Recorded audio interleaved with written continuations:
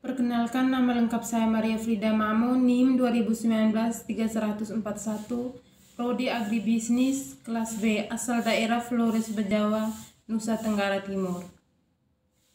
Soal nomor 1, sebutkan jenis koperasi yang kalian ketahui di daerah saudara. Koperasi yang ada di daerah saya yaitu Koperasi Simpan Pinjam Sangosai Bejawa. Soal nomor 2, manfaat apa saja yang kalian dan masyarakat rasakan dengan adanya kehadiran koperasi? Yang pertama, memberikan modal usaha pada anggota. Yang kedua, dapat meningkatkan kesejahteraan sosial masyarakat. Yang ketiga, Koperasi Simpan Pinjam Sangosai dapat meningkatkan kesejahteraan masyarakat. Yang keempat, sebagai tempat penyimpanan selain bank. Dan yang kelima, proses pinjaman yang mudah dan tak berbelit-belit. Soal nomor 3, bagaimana cara mereka mengembangkan koperasinya? Yang pertama, merekrut anggota yang kompeten. Untuk mengembangkan usaha koperasi memang harus dimulai dengan mencari anggota. Namun juga tidak boleh asal dalam mencari anggota. Usahakan mencari orang yang kompeten. Anggota yang kompeten artinya harus memiliki ilmu dan pengalaman tentang koperasi. Karena anggota tersebut akan lebih mudah mengurus koperasi dengan baik. Selain itu, anggota yang kompeten juga bisa membantu anggota lain yang tidak begitu memahami koperasi, sehingga proses perjalanan koperasi bisa lancar dan tentunya bisa semakin berkembang. Yang kedua, buat promosi.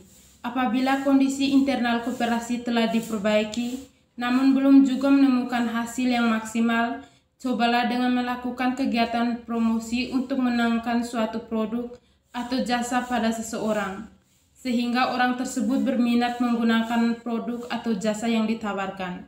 Karena selain usaha penitipan, koperasi juga termasuk dalam usaha keuangan. Oleh karena itu, perlu menggunakan pada masyarakat sehingga akan ada orang baru yang tertarik untuk menjadi anggota. Jika anggota bertambah, secara otomatis keuangan koperasi semakin banyak dan usaha yang dijalankan juga semakin berkembang. Yang ketiga, tambah kebijakan koperasi. Pada umumnya, kebijakan koperasi menerapkan sistem penitipan, di mana modal yang didapat berasal dari dana titipan para anggotanya sebagai modal bersama. Namun, pola penitipan modal seperti ini hanya akan memperbanyak koperasi jika anggotanya juga banyak. Yang keempat, benih kondisi internal. Cara mengembangkan usaha koperasi ialah membenahi kondisi internal. Di sini dimaksud jika koperasi telah berdiri dalam waktu yang cukup lama dan masih belum ada perkembangan, maka diperlukan adanya suatu pembenahan. Pembenahan ini harus diawali dari kondisi internal koperasi tersebut, baik masalah operasional ataupun masalah manajerial. Soal nomor 4, bagaimana mereka melakukan kerjasama dengan pihak selain koperasi? Yang pertama, membentuk wadah baru yang berbeda hukum. Kerjasama ini banyak dilakukan oleh koperasi-koperasi sekunder, khususnya tingkat induk seperti IKPN, dan beberapa induk koperasi lain yang dengan mitra usaha masing-masing membentuk bank dengan tujuan untuk meningkatkan pelayanan kepada anggota-anggotanya, khususnya dalam pemberian kredit maupun membantu menunjang kebutuhan hidup anggota-anggotanya. Yang kedua, tanpa membentuk wadah baru yang berbeda hukum, biasanya kerjasama itu dalam bentuk kemitraan usaha. Kemitraan antara koperasi dengan perusahaan-perusahaan besar lebih merupakan tanggung jawab sosial dalam rangka membantu dan membina koperasi. Soal nomor 5, pihak yang bekerja sama dengan koperasi tersebut dan apa bentuk kerjasamanya. Yang pertama tuh pemerintah. Bentuk kerjasamanya untuk mendapatkan legalitas usaha koperasi. Dan yang kedua, perusahaan untuk meningkatkan kesejahteraan masyarakat yang berbeda di sekitarnya. Soal nomor 6, bagaimana mereka menghitung SHU? Cara menghitung SHU koperasi untuk masing-masing anggota adalah SHU sama dengan jasa modal tambah jasa anggota. Sehingga sebelum menentukan nilai SHU, wajib menghitung jasa modal dan jasa anggota.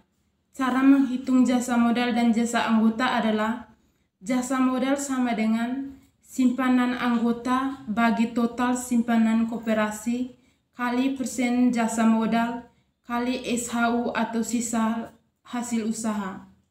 Jasa modal sama dengan penjualan anggota bagi total penjualan koperasi kali persentase jasa anggota kali SHU. Persentase jasa modal maupun anggota tergantung kebijakan masing-masing koperasi. Namun biasanya jasa modal sebesar 20%, jasa anggota sebesar 25%, cadangan koperasi 40% dan lainnya 15%.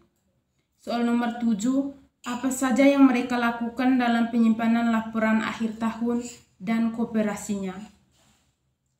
Yang pertama, menyusun laporan akhir tahun atau RAT. Yang kedua, menghitung sisa hasil usaha atau SHU.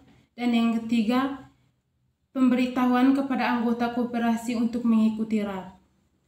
Soal nomor 8, bagaimana proses pembuatan laporan akhir tahun? Yang pertama, penggolongan.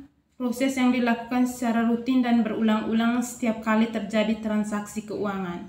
Yang kedua, peringkasan. Yang ketiga, pelaporan. Dan yang terakhir, analisis dan keuangan. Sekian dan terima kasih.